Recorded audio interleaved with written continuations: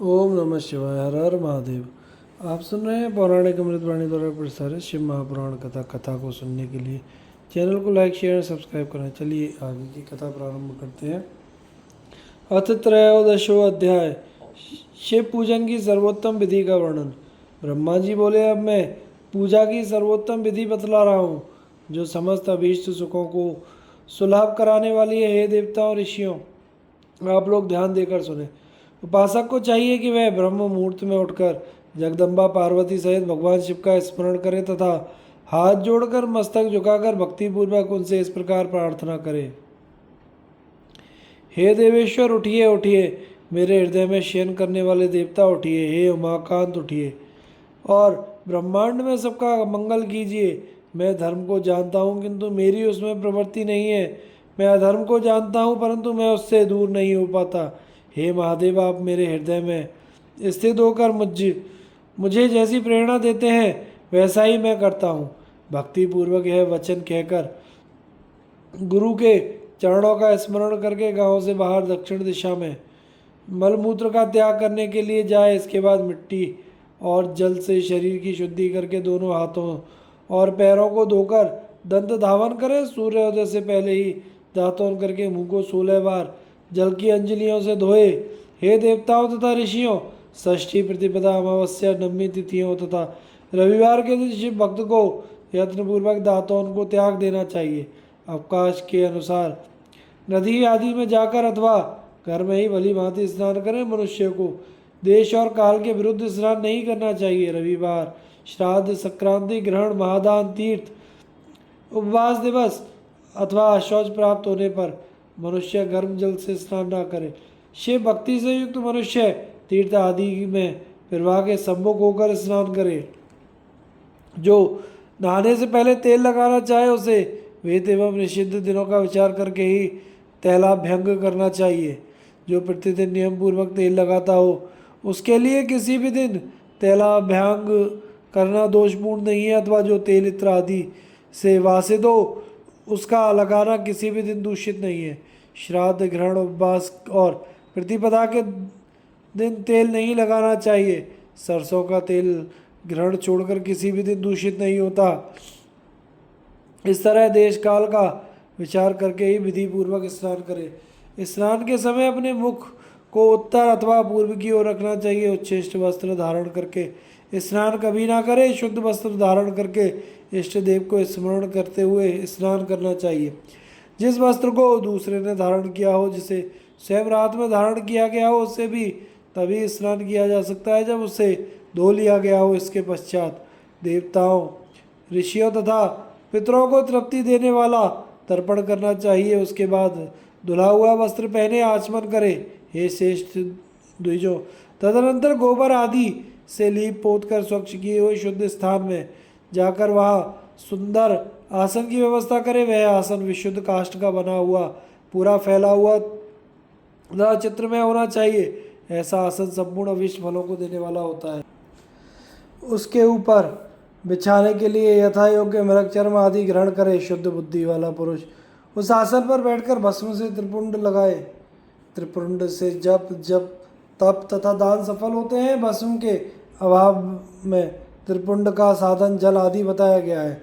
इस तरह त्रिपुंड करके मनुष्य रुद्राक्ष धारण करे और अपने संध्योपासना आदि नित्य कर्म का संपादन करके पुनः शिव की आराधना करे। तत्पश्चात 3 बार मंत्रपूर्वक आचमन करे अथवा गंगा बिंदु ऐसा उच्चारण करते हुए 1 बार आचमन करे। तत्पश्चात वहाँ शिव की पूजा के लिए अन्न और जल लाकर रखे। दूसरी कोई भी वस्तु जो आवश्यक हो उसे यथाशक्ति जुटाकर अपने पास रखे। इस प्रकार पूजन सामग्री संग्रह करके वहाँ धैर्य धारण करके जल गंध अक्षत से युक्त एक अर्धय पात्र लेकर उसे दाहिने भाग में रखे। उससे उपचार की सिद्धि होती है। फिर गुरु का स्मरण करके उनकी आज्ञा लेकर विधिवत सकाम संकल्प करके पराभक्ति से सपरिवार शिव का पूजन करे। एक मुद्रा दिखाकर सिंदूर आदि उपचारों द्वारा सिद्धि बुद्धि सहित विघ्नहारी गणेश जी का पूजन करे। लक्ष्य और लाभ से युक्त गणेश जी का पूजन करके उनके नाम आदि में प्रणव तथा अंत में नमः जोड़कर नाम के साथ चतुर्थी विभक्ति का प्रयोग करते हुए नमस्कार करें, यथा ओम गणपते नमः अथवा ओम लक्ष्य लाभुताय सिद्धि बुद्धि सहिताय गणपते नमः। तदनंतर उनसे क्षमा प्रार्थना करके पुनः भाई कार्तिकेय सहित गणेश जी की पराभक्ति से पूजन करके उन्हें बारंबार नमस्कार करता रहे। तत्पश्चात सदा द्वार पर खड़े रहने वाले महोदर का पूजन करके सती साध्वी गिरिजानंदिनी उमा की पूजा करे। चंदन कुमकुम तथा धूप दीप आदि अनेकों उपचारों तथा नाना प्रकार के नैवेद्यों से शिवा का पूजन करके नमस्कार करने के पश्चात साधक शिवजी के समीप जाए। यथा संभव अपने घर में मिट्टी सोना चांदी धातु अन्य द्रव्य पारे आदि की शिव प्रतिमा बनाए, उसे नमस्कार करके भक्ति परायण हो पूजा करे। उसकी पूजा हो जाने पर सभी देवता पूजित हो जाते हैं। मिट्टी का शिवलिंग बनाकर विधि पूर्वक उसकी स्थापना करें। अपने घर में रहने वाले लोगों को स्थापना संबंधी नियमों का सर्वथा पालन करना चाहिए। भूत शुद्धि करके प्राण प्रतिष्ठा करें। शिवालय में दिक्पालों की भी स्थापना करके उनकी पूजा करें। घर में सदा मूल मंत्र प्रयोग करके ही शिव की पूजा करनी चाहिए। घर में द्वारपालों के पूजन का सर्वथा नियम नहीं है, क्योंकि जिस घर में शिवलिंग की पूजा की जाती है उसमें सभी देवता प्रतिष्ठित रहते हैं। घर पर होने वाले शिव की पूजा के समय अंगों सहित तथा सपरिवार उन सदाशिव का आह्वान करके पूजन किया जाए, ऐसा कोई नियम नहीं है। भगवान शिव के समीप ही अपने लिए आसन की व्यवस्था करें। उस समय उत्तराभिमुख बैठकर आचमन करे। उसके बाद दोनों हाथों का प्रक्षालन करके प्राणायाम करे। प्राणायाम काल में मनुष्य को मूल मंत्र की 10 आवृत्तियां करनी चाहिए। हाथों से 5 मुद्राएं दिखाई। यह पूजा का आवश्यक अंग है। इन मुद्राओं का प्रदर्शन करके ही मनुष्य पूजा विधि का अनुसरण करे।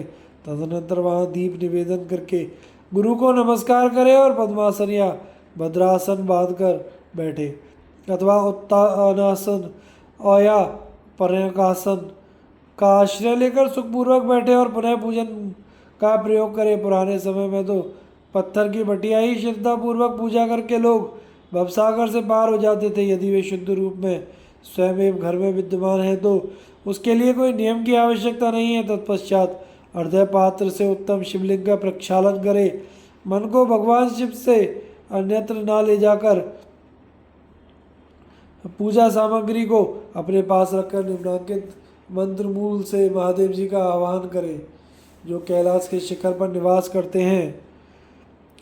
पार्वती देवी के पति हैं, समस्त देवताओं से उत्तम हैं, जिनके स्वरूप शास्त्रों में यथावत वर्णन किया गया है, जो निर्गुण होते हुए भी गुण रूप हैं, जिनके 5 मुख 10 भुजाएं और प्रत्येक मुखमंडल में 3-3 नेत्र हैं, जिनकी ध्वजा पर वृषभ का चिन्ह अंकित है, जिनके अंग की कांति कर्पूर के समान गौर है और जो दिव्य रूपधारी चंद्रमा रूपी मुकुट से सुशोभित हैं। सिर पर जटाजूट धारण करने वाले हैं, जो हाथी की काल पहने हैं और व्याघ्र चर्म ओढ़ते हैं, जिनका स्वरूप शुभ है, जिनके अंगों में बासुकी आदि नाग लिपटे रहते हैं, जो पिनाक आदि आयुध धारण करते हैं, जिनके आगे 8 सिद्धियां निरंतर नृत्य करती रहती हैं। भक्त समुदाय जय जयकार करते हुए जिनकी सेवा में लगे रहते हैं। दुस्सह तेज के कारण जिनकी ओर देखना भी कठिन है, जो देवताओं से सेवित हैं, जो संपूर्ण प्राणियों को शरण देने वाले हैं, जिनका मुखारविंद प्रसन्नता से खिला हुआ है। वेदों और शास्त्रों ने जिनकी महिमा का यथावत ज्ञान किया है, विष्णु और ब्रह्मा ने भी सदा जिनकी स्तुति की है, तथा जो भक्त वत्सल हैं, उन परमानंद स्वरूप शिव का मैं आह्वान करता हूँ। इस प्रकार साम्य शिव का ध्यान करके उनके लिए आसन दे। चतुर्थ्यंत पद से ही क्रमशः सब कुछ अर्पित करें, यथा सांबाय सदा शिवाय नमः आसनम समर्पयामि इत्यादि। तत्पश्चात भगवान शंकर को पाद्य अर्घ्य दें। तदनंतर परमात्मा शंभु को आचमन कराकर पंचामृत संबंधी द्रव्यों द्वारा प्रसन्नता पूर्वक भगवान शंकर को स्नान कराएं। वेद मंत्रों के साथ समंत्रक चतुर्थ्यंत नाम पदों का उच्चारण करके भक्ति पूर्वक यथा योग्य समस्त द्रव्य भगवान को चढ़ाएं। अभीष्ट द्रव्य को शंकर के ऊपर चढ़ाएं।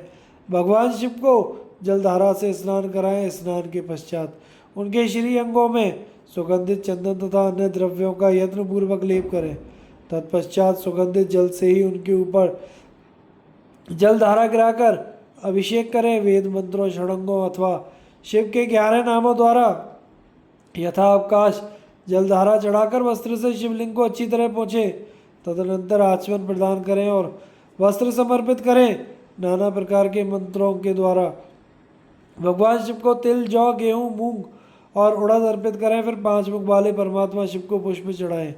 प्रत्येक मुख पर ध्यान के अनुसार यथोचित अभिलाषा करके कमल, शतपत्र, शंख पुष्प, कुश पुष्प, धतूर, मंदार, द्रोण पुष्प, तुलसी दल, बिल्व पत्र के द्वारा पराभक्ति के साथ भक्त वत्सल भगवान शंकर की विशेष पूजा करें। अन्य सब वस्तुओं का अभाव होने पर शिव को केवल बिल्व पत्र ही अर्पित करें। बिल्व पत्र समर्पित होने से ही शिव की पूजा सफल हो जाती है। तत्पश्चात सुगंधित चूर्ण अथवा सुवासित उत्तम तेल इत्यादि विविध वस्तुएं बड़े हर्ष के साथ भगवान शिव को अर्पित करें।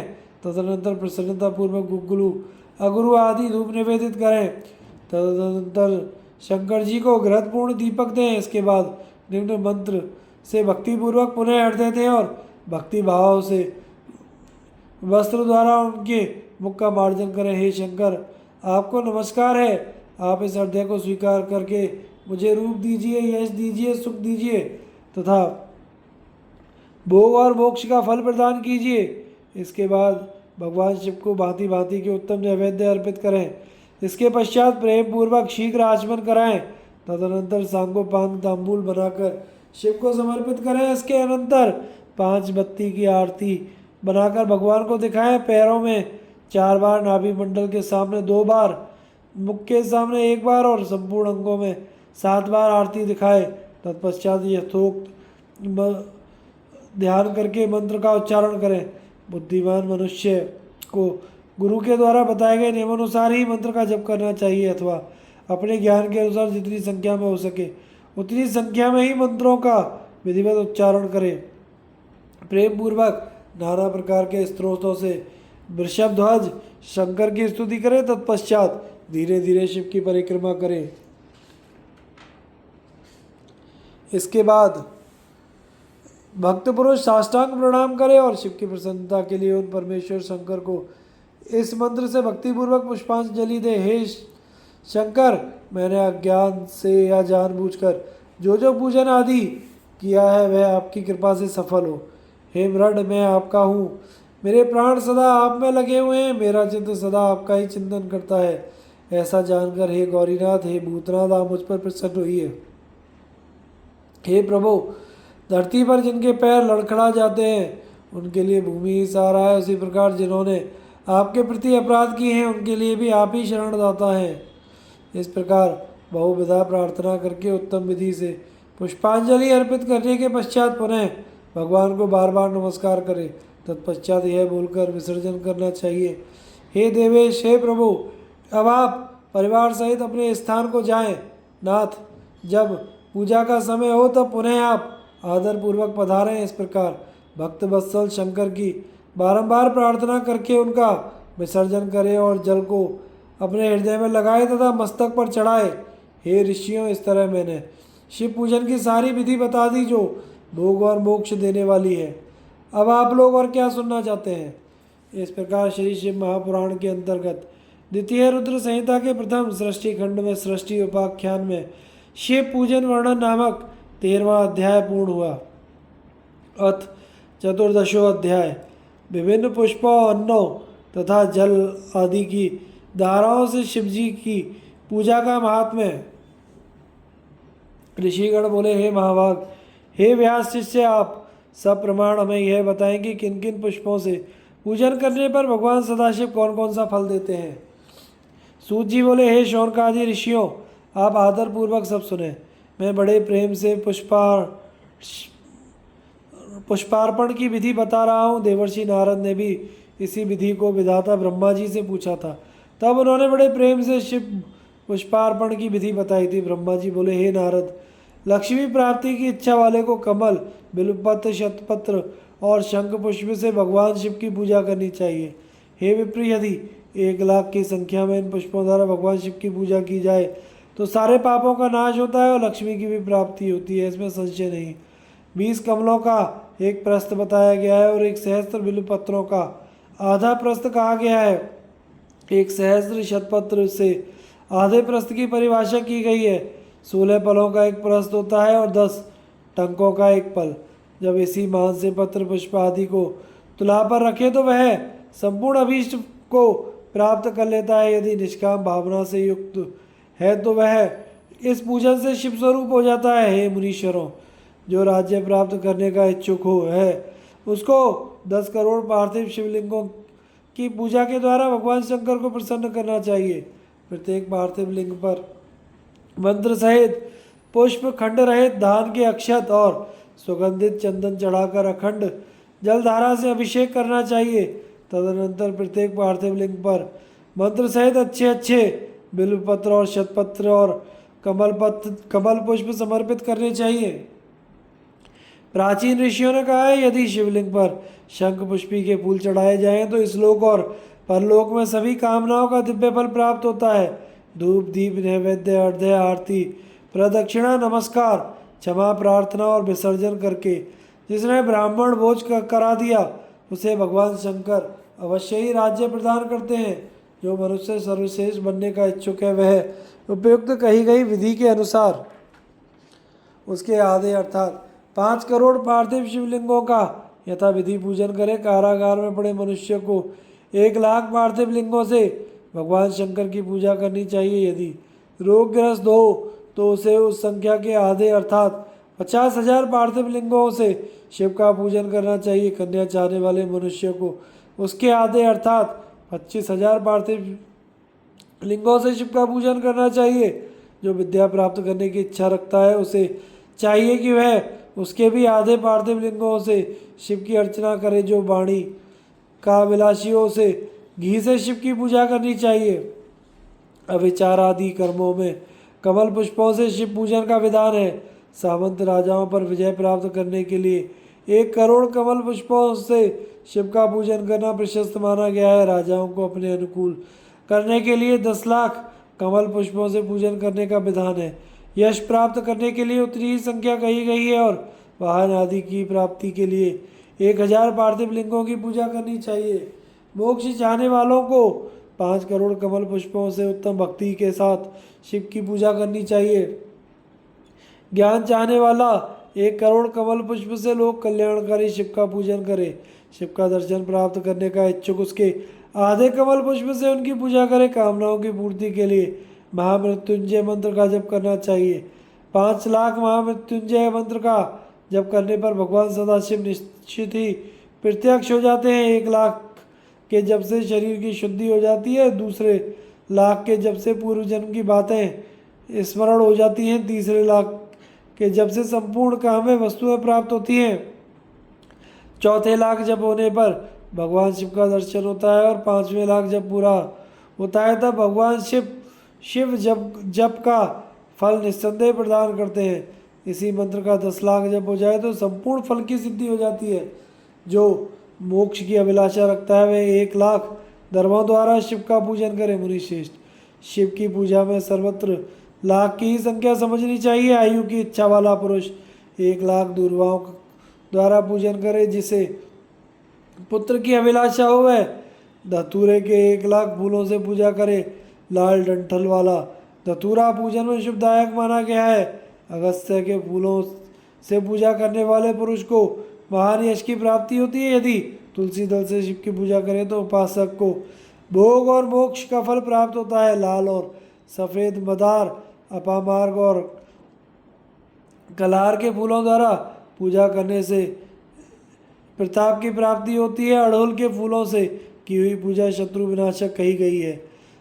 करवीर के 1 लाख फूल यदि शिव पूजन में उपयोग में लाए जाएं तो वे यहाँ रोगों का उच्चाटन करते हैं। बंदूक गुलदू पहरिया के फूलों द्वारा पूजन करने से आभूषण की प्राप्ति होती है।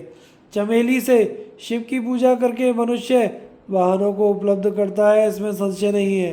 अत्सी के फूलों से महादेव जी का पूजन करने वाला पुरुष भगवान विष्णु को प्रिय है। शमी पत्रों से पूजा करके मनुष्य मोक्ष प्राप्त कर लेता है। बेला के फूल चढ़ाने पर भगवान शिव अत्यंत शुभ लक्षणा पत्नी प्रदान करते हैं। जूही के फूलों से पूजा की जाए तो घर में कभी अन्न की कमी नहीं होती। कनेर के फूलों से पूजा करने पर मनुष्यों को वस्त्र संपदा प्राप्त होती है। सेंधुआरी तथा या शेफालिका के फूलों से लोक में शिव का पूजन किया जाए तो मन निर्मल होता है। 1,00,000 बिल्व पत्रों से पूजा करने पर मनुष्य अपनी सारी कामनाओं को प्राप्त कर लेता है। हर श्रृंगार के फूलों से पूजा करने पर सुख संपत्ति की वृद्धि होती है। ऋतु में पैदा होने वाले फूल यदि शिव की पूजा में समर्पित किए जाए तो मोक्ष देने वाले होते हैं, इसमें संशय नहीं है।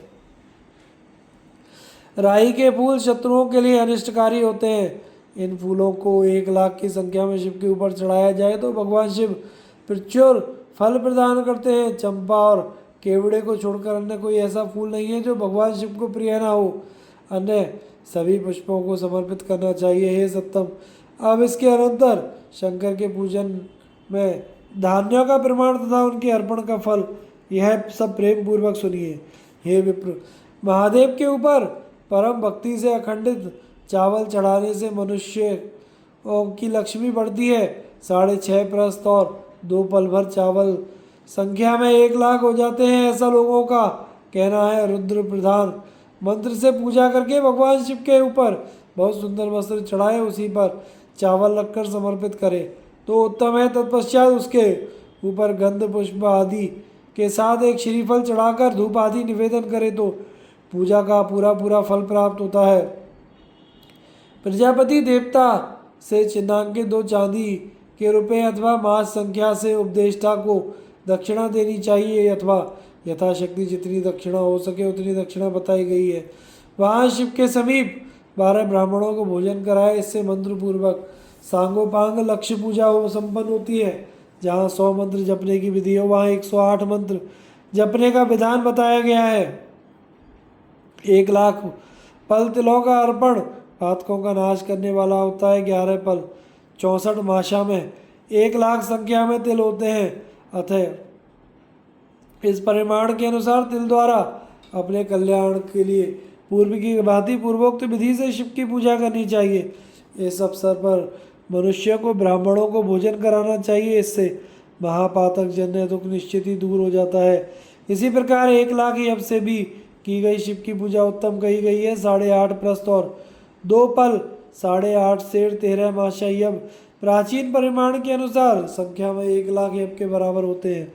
मुनियों के ने यज्ञ के द्वारा की गई पूजा को स्वर्ग सुख प्रदान करने वाला बताया है। फल प्राप्ति के इच्छुक लोगों को यह पूजा करने के पश्चात ब्राह्मणों के लिए प्रजापति देवता के द्रव्यभूत चांदी के रुपए भी दक्षिणा के रूप में देने चाहिए।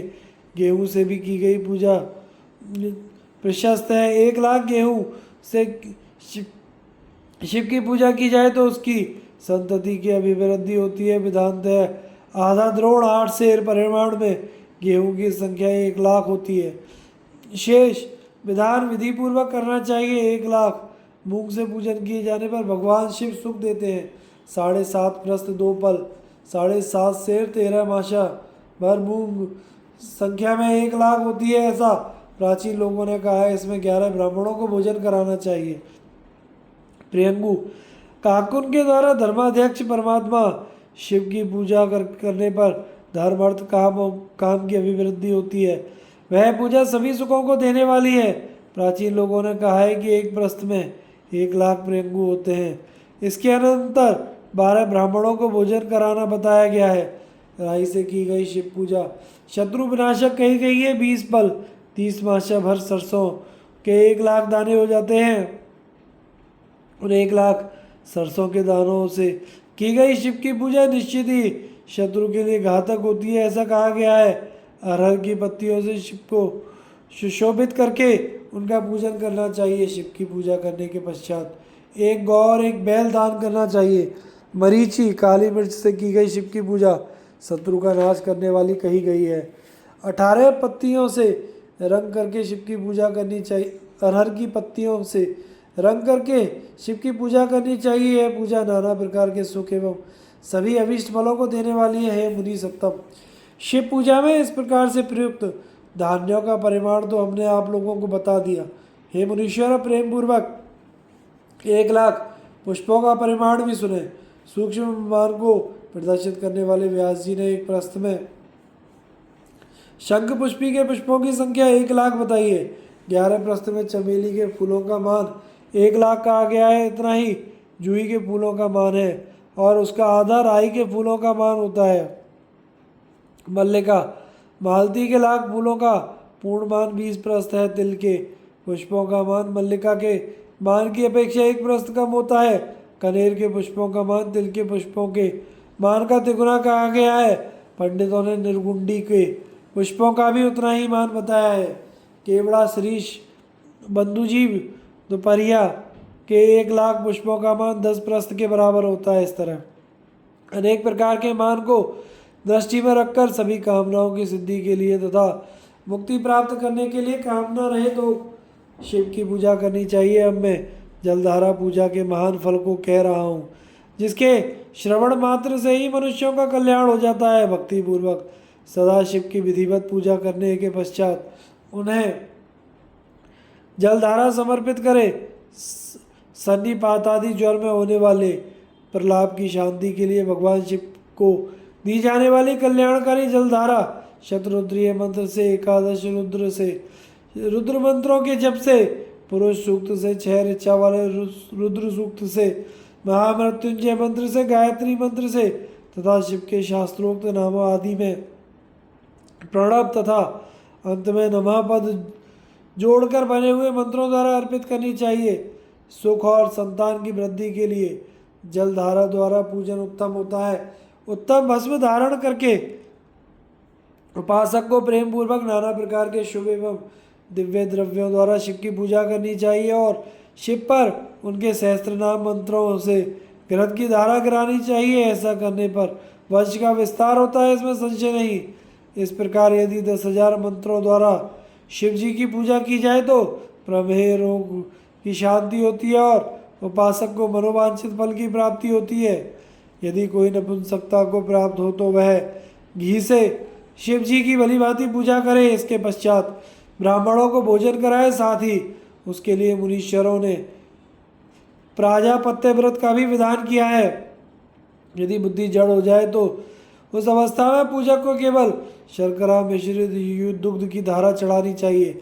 ऐसा करने पर उसकी बृहस्पति के समान उत्तम बुद्धि हो जाती है। जब तक 10,000 मंत्र ना हो जाएं तब तक दुग्ध धारा द्वारा भगवान शिव का पूजन करते रहना चाहिए। जब शरीर में अकारण ही उच्चाटन होने लगे, जी उचट जाए, जहाँ कहीं भी प्रेम ना रहे, दुख बढ़ जाए और अपने घर में सदा कलह होने लगे, तब पूर्वोक्त रूप से दूध की धारा चढ़ाने से सारा दुख नष्ट हो जाता है। शत्रुओं को संतप्त करने के लिए पूर्ण प्रयत्न के साथ भगवान शंकर के ऊपर तेल की धारा अर्पित करनी चाहिए। ऐसा करने पर निश्चित ही कर्म की सिद्धि होती है। सुगंधित तेल की धारा अर्पित करने पर भोगों की वृद्धि होती है। यदि मधु की धारा से शिव की पूजा की जाए तो राग क्षमा दूर हो जाता है। शिव के ऊपर ईख का रस चढ़ाया जाए तो वह भी संपूर्ण आनंद की प्राप्ति कराने वाला होता है। गंगा जल की धारा तो भोग और मोक्ष दोनों का फल देने वाली है। ये सब जो धाराएं बताई गई हैं, इन सबको मृत्युंजय मंत्र से चढ़ाना चाहिए।